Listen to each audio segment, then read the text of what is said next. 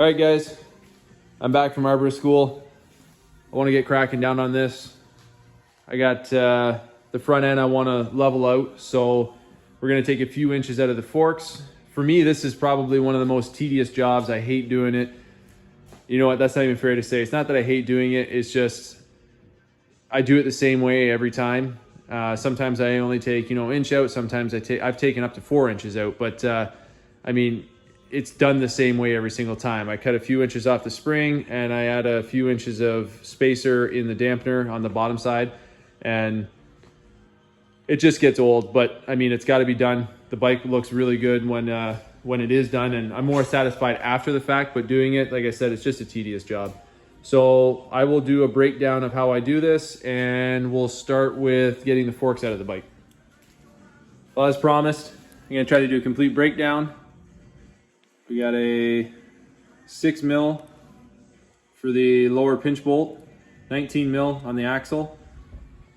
Really simple setup. I just use the jacks you get in your car, usually from the factory.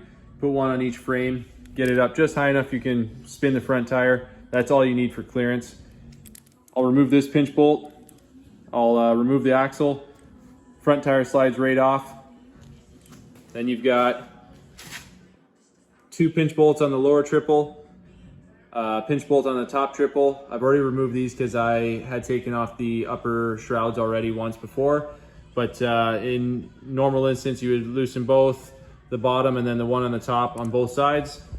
Fork slides right out, and then we'll pick it up from there. Don't forget you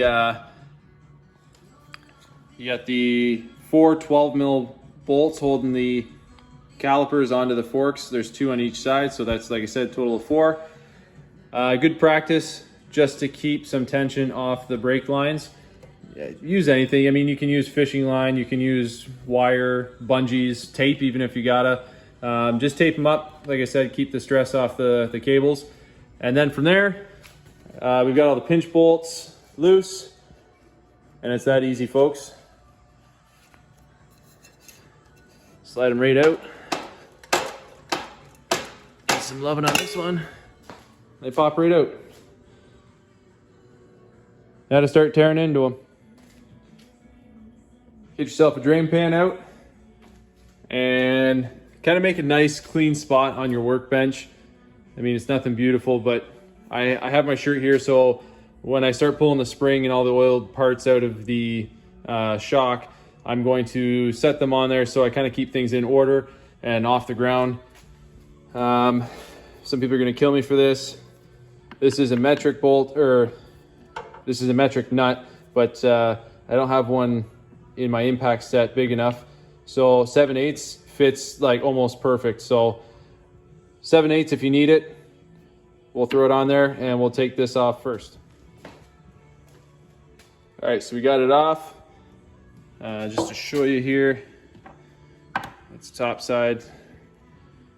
Comes off there. I guess the best advice, you don't want to clamp the polished side into anything because you don't want to make any marks on it. I don't clamp it down at all. I literally put it on the ground, throw my impact on top, and kind of put my body weight on it.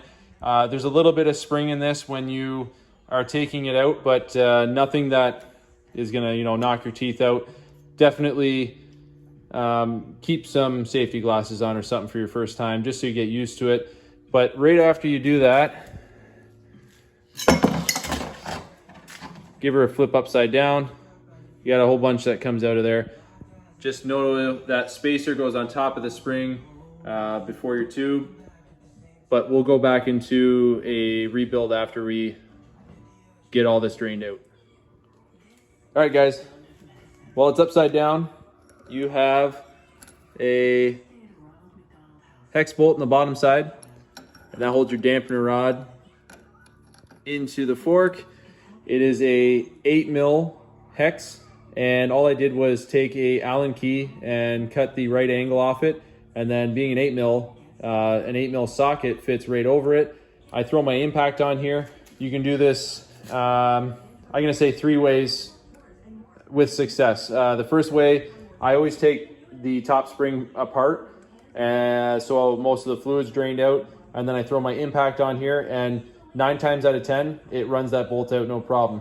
The second option is to leave the fork completely together so there's still pressure on the bottom preload, and do the same thing. Take the 8mm out of here. The only thing is, when you take it out of here, you're gonna have to turn it upside down, or sorry, right side up, and drain the fluid out of here first. And then the third option, which is by the book, is to buy the tool that you insert through the fork tube that holds the dampener while you spin this off. But to save you money, if you hit it with an impact, 9 times out of 10 it comes out. I've actually never had one not come out. I've had one spin, but I put some pressure on it by putting the spring and tube back in, and I had no problems with it. Once you get your 8mm out, make sure you don't lose the copper crush washer. You're gonna need that. Put it back in. You're gonna pull up your dust seal. I use a plastic tool to pry between this and the bottom of the dust seal. If you're keeping it, I highly suggest a plastic tool. You could get away with a flat screwdriver if you're cautious enough. If you're replacing it, yeah, do whatever you want with it. Just don't damage this polished tube here. It'll wreck your fork seals. Next, you gotta get in there and pop that C-clip out.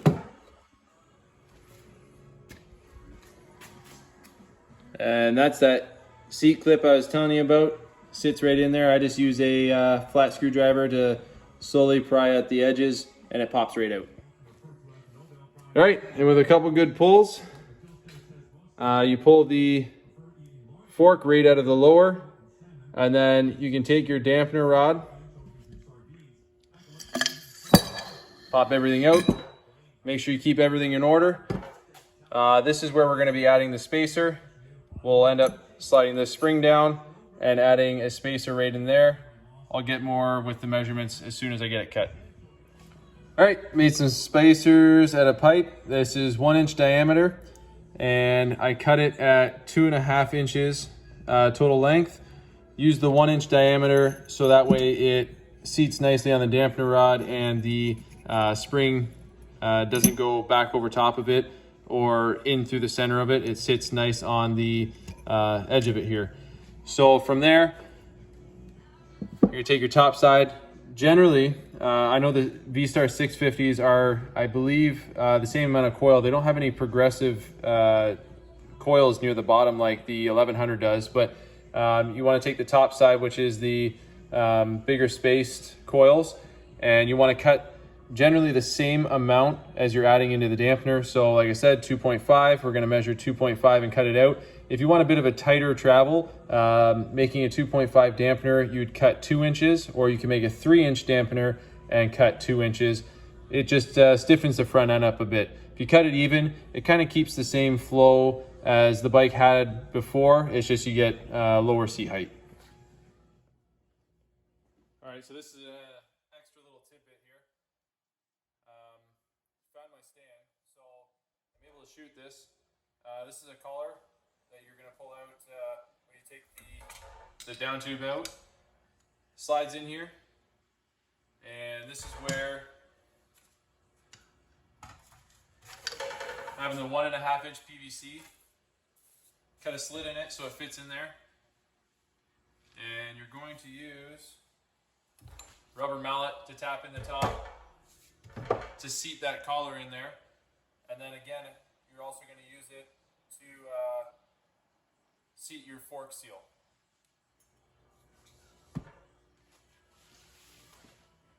Just before you throw